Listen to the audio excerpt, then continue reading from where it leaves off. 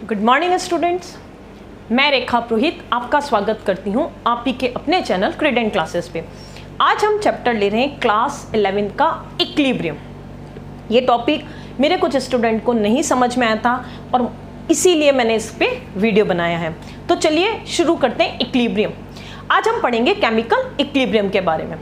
जो इक्विलिब्रियम है उसका मतलब होता है, अगर हम सिंपल वर्ड का मीनिंग देखें तो नो चेंज इन स्टेट, यानी उसकी जो अगर वो रेस्ट पोजीशन में है तो वो रेस्ट में रहेगा, अगर वो मोशन में है तो मोशन में रहेगा। इस पोजीशन को, इस स्टेट को हम इक्विलिब्रियम कहते हैं। हाँ, केमिकल इक्विलिब्रियम शुरू करने से पहले हमें पता है कि जो केमिकल रिएक्शंस हैं हम उसको क्लासिफाई कर सकते हैं दो तरह से। जो केमिकल इक्वेशंस होती है वो दो तरह से आप उसको क्लासिफाइड कर सकते हैं। एक है रिवर्सिबल और एक है इरिवर्सिबल। इरिवर्सिबल रिएक्शंस का मतलब होता है कि जो रिएक्टेंट है वो कंप्लीटली प्रोडक्ट बना लेगा। मतलब जितना हमने रिएक्टेंट काम में लिया है वो कंप्लीटली किस में कन्वर्ट हो जाएगा? प्रोडक्ट में कन्वर्ट हो जाएगा। रिएक्टेंट किस में कन्वर्ट हो जाएगा? Completely converted in product. और दूसरा क्या है, ये सिर्फ एक डायरेक्शन में रहती है। देखिए यहां मैंने एरो लगाया है, इस एरो का मतलब है वो एक ही डायरेक्शन में, मतलब रिएक्टेंट से प्रोडक्ट बन रहा है, प्रोडक्ट से रिएक्टेंट नहीं बन रहा है, यानी ये वन डायरेक्शन होती है। जैसा हम इसका एक एग्जाम्पल देख लेते हैं, BaCl2 प्लस Na2SO4, तो ये बनेगा BaSO4 प्लस NaCl। तो यहाँ पे BaSO4 की क्या बन रही है? प्रेसिपिटेशन बन रही है, और इन दोनों की रिएक्शन से वापस ये नहीं बन रहा है, यानी इनको रिएक्शन कराने पे इसकी प्रेसिपिटेशन बन जाता है, ये फाइनल प्रोडक्ट, यानी जो रिएक्टेंट है वो कंप्लीटली किस में कन्वर्ट हो गया? प्रोडक्ट में कन्वर्ट हो गया। ऐसी रिएक्शन को हम इरिवर्सिबल रिएक्शंस कहते हैं। अब अगर हम बात करें रिवर्सिबल रिएक्शंस की, तो रिवर्सिबल रिएक्शंस में क्या होगा? एक तो जो रिएक्टेंट है वो प्रोडक्ट में कंप्लीटली कन्वर्ट नहीं होता है, यानी रिएक्टेंट से प्रोडक्ट बनेगा और प्रोडक्ट से वापस रिएक्टेंट फॉर्म्ड होगा। रिवर्सिबल रिएक्शन है, इससे ये बन जाएगा और प्रोडक्ट से वापस रिएक्टेंट बन जाएगा। यानी यहां देखिए मैंने ना तो एरो बनाया है और ना ही मैंने इक्वल का साइन बनाया है, मैंने यहां पे इस तरह से ये दिखाया, यानी ये रिएक्टेंट से प्रोडक्ट बनाएगा और प्रोडक्ट से, यानी दोनों डायरेक्शन में चलती है, रिवर्सिबल रिएक्शन होती है। जैसे एक एग्जांपल ले लेते हैं, हमने एक एग्जांपल लिया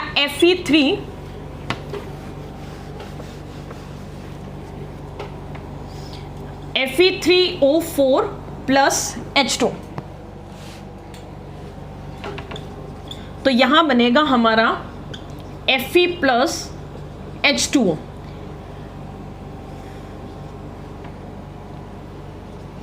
अब यहां देखिए कि ये जो रिएक्शन है, अगर हमने टेम्परेचर को क्या रखा? कांस्टेंट रखा, मतलब टेम्परेचर अगर फिक्स है हमारा, और ये जो रिएक्शंस हो रही है, ये रिएक्शन मैंने कैसे वेसल्स में लिए? क्लोज्ड वेसल्स में लिए, यानी एक बंद कंटेनर में की है, ओपन कंटेनर नहीं है। तो यहां पे क्या चांस होगा कि Fe3O4H2 से क्या बन जाएगा? FeH2 और FeH2 वापस रिएक्शन करके क्या बना लेंगे? Fe3O4 plus H2।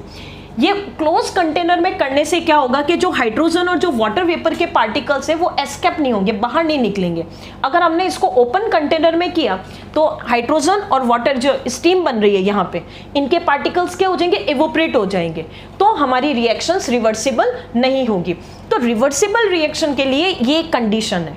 तो ये रिएक्शंस कैसे कहलाएगी? रिवर्सिबल, यानी रिएक्टेंट से क्या बन रहा है? प्रोडक्ट, यानी यहाँ पे पूरा रिएक्टेंट कभी भी प्रोडक्ट में कन्वर्ट नहीं होगा और प्रोडक्ट का रिएक्टेंट में, यानी दोनों एक दूसरे में इंटरचेंज होते रहेंगे।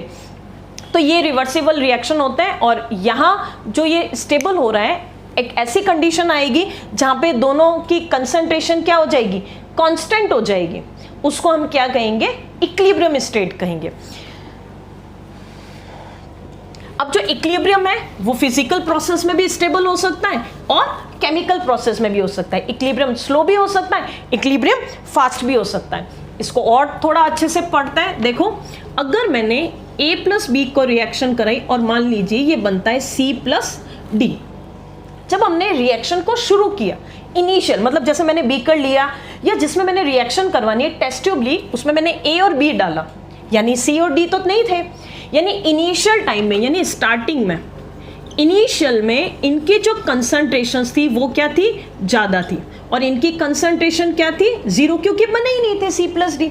तो अगर मैं इस ग्राफ पे इसको लेने की कोशिश करूं तो यहाँ पे ये हायर पॉइंट है, यहाँ पे ए प्लस बी, अब धीरे धीरे धीरे ए प्लस बी किस में कन्वर्ट होना शुरू हो जाएंगे, सी प्लस डी में, यानी इनकी खुद की कंसंट्रेशन क्या हो जाएगी, कम होती जाएगी, और एक कंडीशन पे इनकी कंसंट्रेशन क्या हो जाएगी, कांस्टेंट हो जाएगी।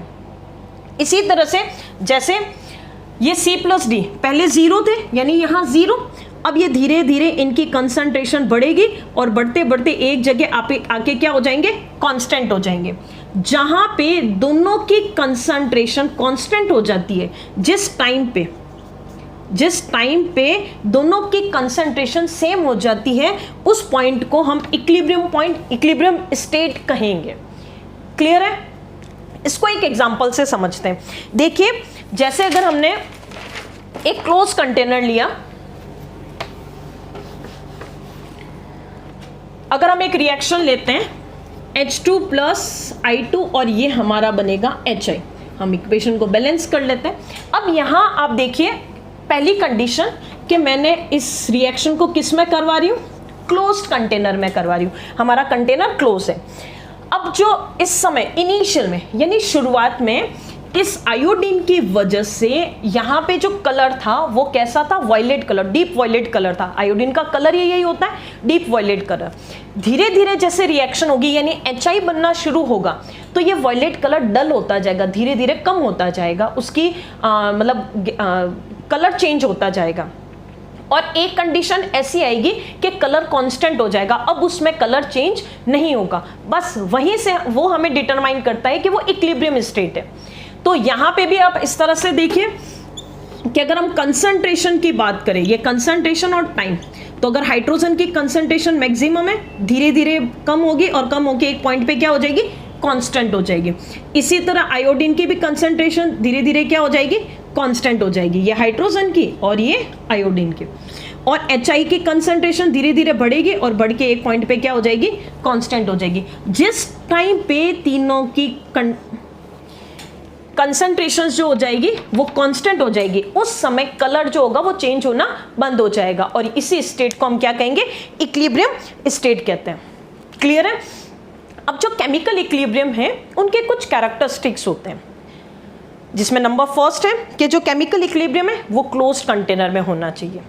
दूसरा कि टेम्परेचर जो है वो इनमें क्या होगा, जो गिवन टेम्परेचर है उसमें जैसे कुछ प्रॉपर्टीज है, जैसे प्रेशर है, कलर है, ये नहीं चेंज होंगे, ये कांस्टेंट रहेंगे गिवन टेम्परेचर पे।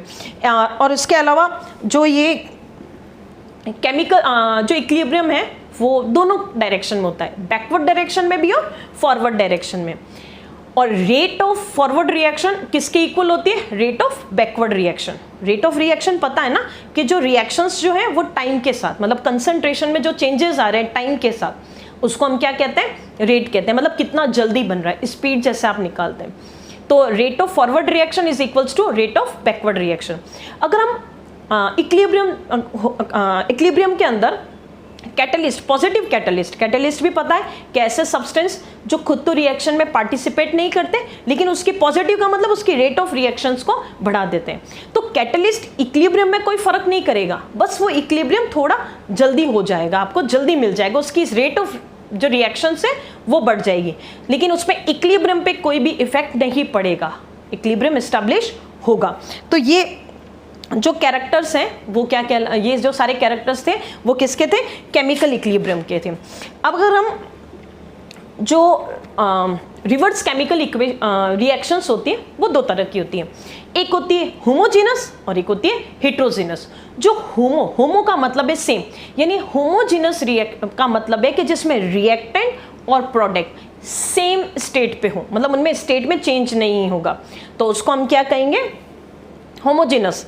जैसे कि आप देखिए H2 plus I2 it gives HI, यानी हाइड्रोजन आयोडीन दोनों ही गैस है और जो HI बन रहा है वो भी गैस है, तो सबकी जो एक ही स्टेट में है, रिएक्टेंट एंड प्रोडक्ट। और जिसमें एक से ज़्यादा स्टेट प्रेजेंट हो जिस रिएक्शंस में, ऐसी रिएक्शंस हेट्रोजेनस रिएक्शंस कहलाती है।